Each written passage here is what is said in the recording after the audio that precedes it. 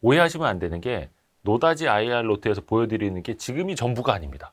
우리는 더 많은 콘텐츠를 할 거고 더 많은 컨콜, 탐방, IR 정보를 여러분들에게 전달해 드릴 거기 때문에 그래서 인력을 더 확충하려고 하는 겁니다. 투자를 더 해야겠다. 그래서 지금 이제 우리 직원들이 잘하고는 있습니다만 우리랑 같이 성장할 사람들, 열정 있고 노력하려는 사람 너무나 기본이고 우리랑 같이 진짜 성장하는 투자도 재미있고 본인이 같이 일을 하면서 돈도 벌고 내가 커가고 있구나.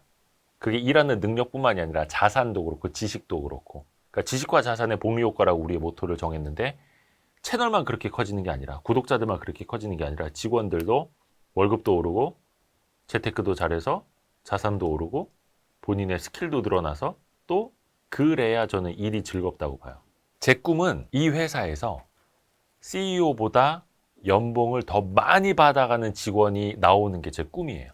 저는 진짜 그래야지 좋은 회사라고 봐요. 근데 앉은 자리에서 바로 내일 모레 다른 사람 채용을 해서 대체할 수 있는 자리에 CEO보다 더 많은 연봉을 줄까요? 절대 그럴 수는 없어요. 어떤 분이 얘기해 주셨는데 그 사람의 연봉은 내가 돈을 많이 받는 내가 하기 싫은 일을 해야 되느냐 내가 하고 싶어 하는데 연봉을 얼마 안 주는 자리를 가야 돼 이거 가지고 고민 많이 하잖아요. 근데 일단은 돈 많이 주는 자리를 가는 게 맞다고 해요. 왜냐하면 이게 사회적으로 그 사람 위치를 인정해 주는 거예요. 그 사람에게 월급 500만 원을 주는 내가 하기 싫은 내 취향에 안 맞는 일. 근데 어느 회사에 가고 내가 이 일을 하면 월급 500을 준대. 이 사람은 사회적으로 이 가치를 인정을 받는 거예요. 근데 내가 하고 싶은 일인데 월급이 200밖에 안 돼. 그러면 내가 이 일을 할 때는 사회적인 가치가 200밖에 안 되니까 어느 회사건 200밖에 안 주는 거예요. 그럼 뭘 해야 될까? 내가 하고 싶은 일도 있지만 나를 인정해주는 일을 해야 한다는 거예요. 근데 물론 이 일을 나를 인정해주고 내가 좋아하고 하면은 완전 베스트죠. 근데 우리 일터가 저는 그렇게 될 수 있다고 보거든요. 그래서 여러분이 나중에 장차 연봉이 쭉쭉쭉쭉 올라가고 CEO보다 많이 받아갔으면 좋겠다. 그런데 그건 그냥 주지 않는다. 저도 이제 나름 독해지고 있기 때문에 여러분이 지금처럼만 하고 있으면 절대 연봉을 안 높여줄 겁니다. 근데 여러분이 대체 불가능한 사람이 돼야 돼요. 예를 들어서 어느 날 갑자기 헤일리가 토미가 저 이제 와이스트를 그만둘 겁니다. 하면은 그때 사장 이대호가 CEO 이대호가 큰일 났다. 어떡하지? 쟤 나가면 우리 진짜 빵꾸 나는데? 쟤 없으면 큰일 나는데? 그래서 제발 우리 회사에 있어줘. 내가 연봉을 더 얼마 높여줄게. 너 얼마 받고 싶니? 너 타사에서 오래? 월부에서 오래? 3%에서 오래? 그래서 내가 자꾸 야, 너 거기서 1,000만 원 더 준다니? 그래, 내가 그러면 1,200 더 줄게. 남아. 라고 할 수 있을 정도의 대체 불가능한 사람이 되어야 돼요. 그런 정도의 직원이 있다면 내가 바짓가랑이 잡아서라도 붙들어 놓고 싶은 직원이 있다면 정말 좋은 회사고 그 직원 덕분에 아마 와이스트리 또 돈을 더 잘 벌고 있을 거예요. 부디 그런 직원이 돼 주길 바라면서 우리 이제 와이스트리트에 지원하실 분들도 그런 분들이 좀 와주셨으면 좋겠어요. 내가 을이 되는 게 아니라 와이스트리트에 가서 갑이 되고 싶다. 그러니까 미국에서는 해고가 되게 자유롭잖아요. 근데 그게 갑과 갑이라는 거예요. 대등한 관계다. 회사가 갑, 직원이 을이 아니라 대등한 관계이기 때문에 언제든지 해고를 당할 수도 있고 언제든지 그만둘 수도 있고 언제든지 다른 일자리를 찾을 수도 있고 그렇기 때문에 미국은 고용이 굉장히 유연한 거거든요. 근데 우리나라 항상 어때? 노동자, 근로자는 을이라고 생각을 해. 스스로가. 저는 그러면 안 된다고 봐요. 내가 이 회사의 갑이 돼야지. 야, 나 연봉 그거밖에 안 줘? 나 경쟁사 가면 그거보다 20%는 더 준대. 나갈 거야. 그렇게 돼야 된다고 봐요. 그러니까 저도 일을 할 때 그렇게 했거든요. 근데 여기서부터는 관심 없으신 분들은 영상 여기서부터 끄십시오. 여기서부터는 제 얘기를 할 겁니다. 그 라떼는 말이야. 내가 어떻게 연봉 1억 원을 달성을 했는지 그리고 어떻게 빠르게 연봉을 높여왔는지 이런 이야기. 속된 말로 조소기업에서 연봉 1억 받는 방법. 저는 이제 대학교 4학년 때 되게 운이 좋게 지역방송, 지역 민방 아나운서가 됐어요.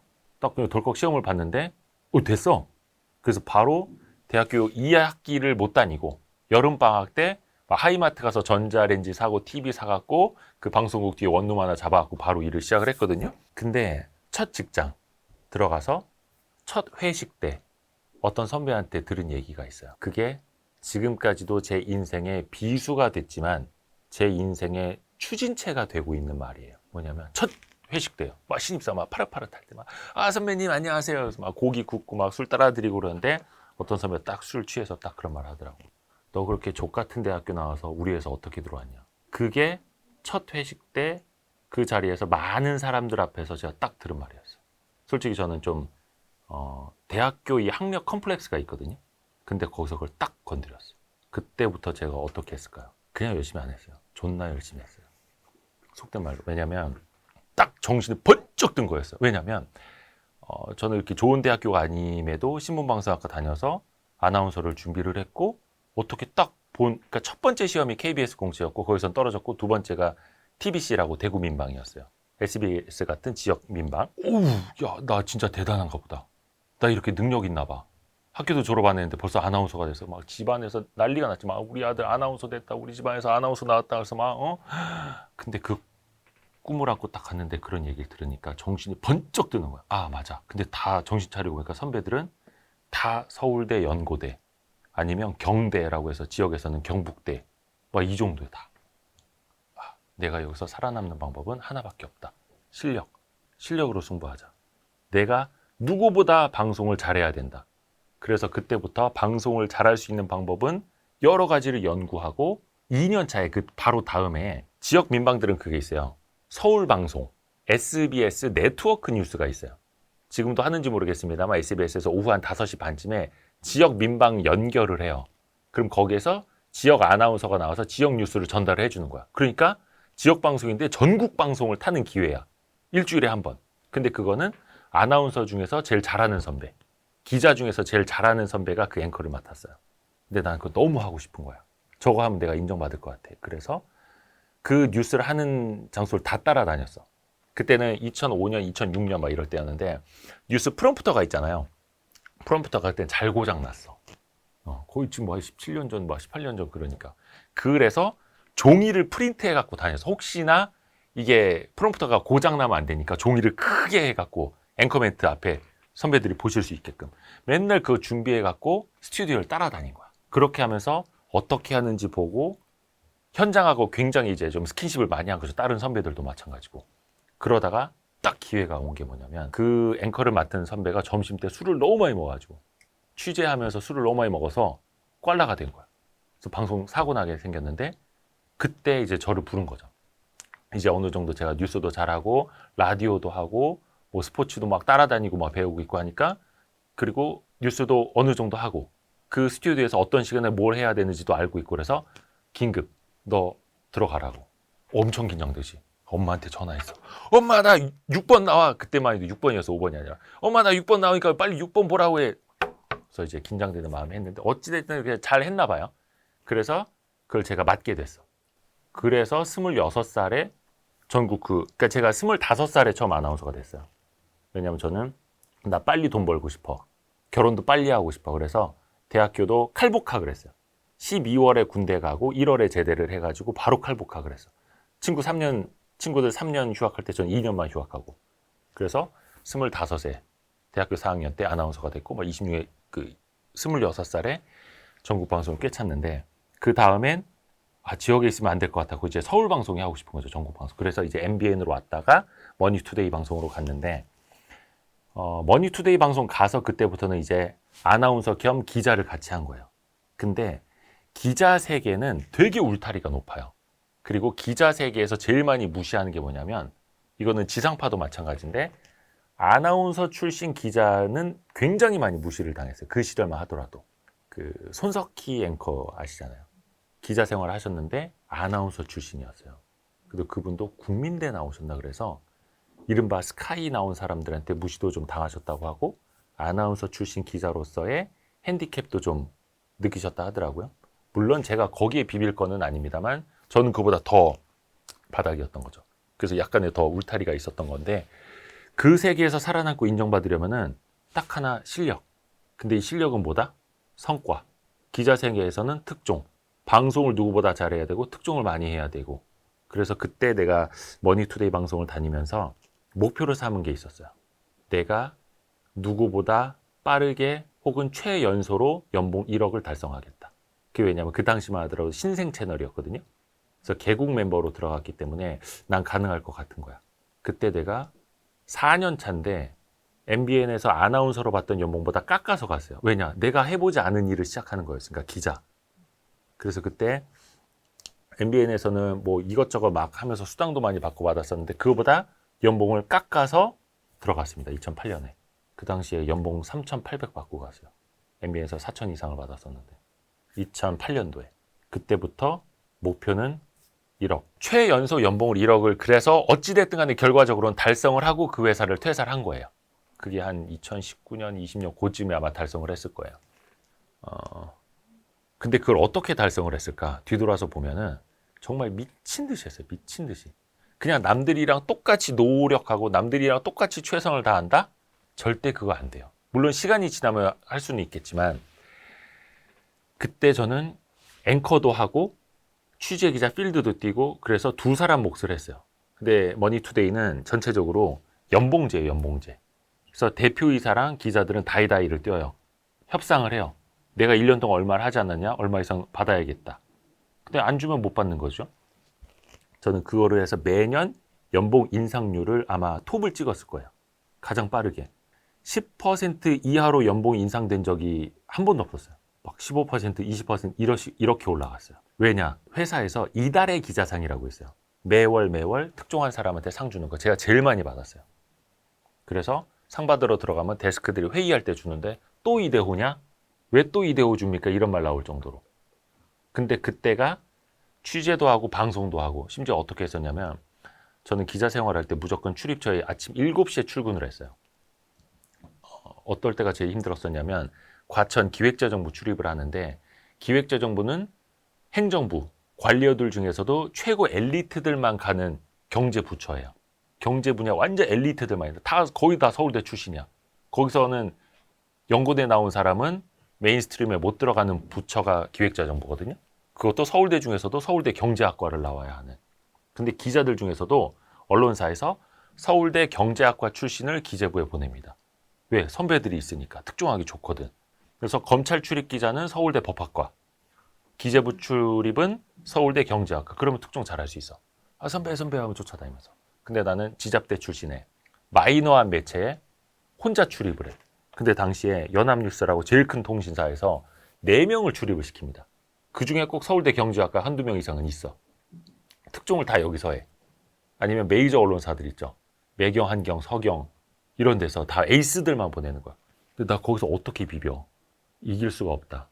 심지어 연합뉴스 기자들도 7시 좀 넘으면 출근을 하거든요. 그때부터 마음먹은 게 무조건 내가 기자실은 내가 불 켜고 들어간다.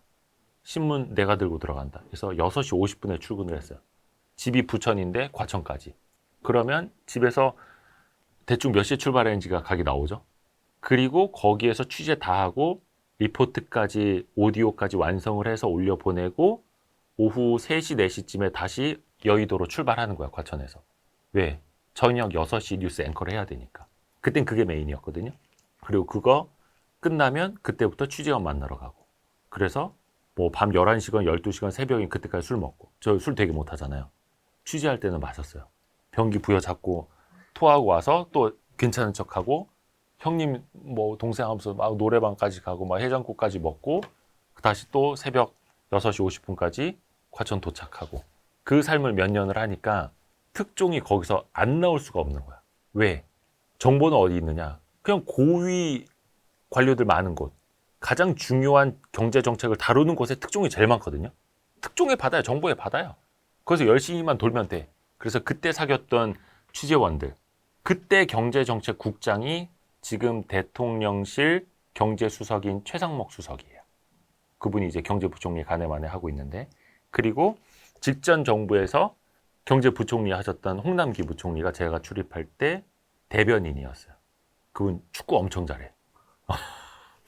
하나 그런 쟁쟁했던 분들 대상으로 취재를 하니 좋은 정보가 나올 수밖에 없었고, 물론 그분들은 요즘에 이제 연락도 잘 못해서 좀 죄송스럽긴 합니다만, 그렇게 해서 물론 이제 그것만으로 연봉 1억을 달성할 수는 없어. 왜냐? 메이저 언론사가 아니거든요. 큰 언론사는 뭐 이렇게 우리가 알만한 지상파나 이렇게 조중도 이런 데들은 어느 정도 연차되면 연봉 1억 달성할 수는 있거든요. 근데 거기서는 어느 정도 영업도 해야 됐어요. 영업. 광고 유치. 광고도 유치해야 돼. 그러니까 IR 클럽이라고 기업들 대상으로 그 홍보비를 받는 게 있어요. 그 책에도 써놨습니다. 기업들. 그래서 왜 언론사에서 이 기업 뭐 이렇게 소개해 주는 거 있잖아요. 그게 다 공짜가 아닙니다.